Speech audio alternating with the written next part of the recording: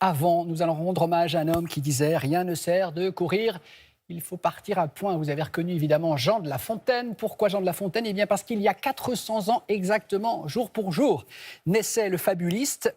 Et nous allons donc partir dans les Hauts-de-France, à Château-Thierry, où il a habité. Et on va découvrir sa maison natale. C'est une maison devenue musée et une exposition événement célèbre cet anniversaire. Regardez.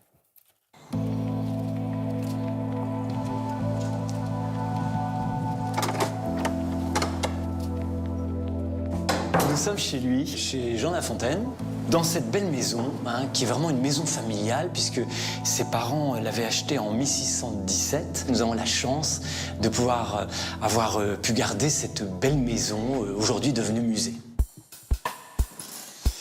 Eh bien ici, nous sommes dans la chambre des parents de Jean de La Fontaine et très vraisemblablement, il est né dans cette pièce. C'est devenu une bibliothèque. Il faut noter que de son vivant, Jean de La Fontaine aura connu 40 rééditions de ses fables, ce qui est vraiment considérable. Mais nous avons aussi son acte de baptême qui date donc du 8 juillet 1621. Est-il né le jour même ou la veille? On ne sait pas parce qu'on baptisait les enfants très tôt. On ne saura jamais. Nous avons quelques exemples de lettres de Jean de La Fontaine, de sa signature, très régulière, très lissée, telle qu'on la pratiquait. Alors, pas de stylo plume, on oublie tout ça. Tout est à la plume doigt. C'est ici, dans cette pièce, à la fois petite, intime, propice à l'étude, que Jean de La Fontaine se retirait pour écrire ses fameuses fables. Le genre littéraire de la fable vient de l'Antiquité.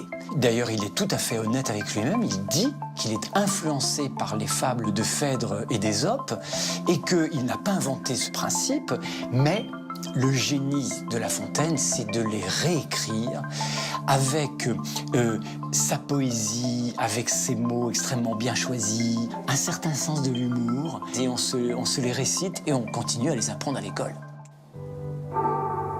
Jean de La Fontaine a bien sûr été très imprégné de la nature. Exerçant la charge de maître des eaux et forêts dont il avait hérité de son père, il allait gérer les bois, les sources et les points d'eau aux alentours. Et il est certain que la nature, évidemment, a une part importante dans son œuvre.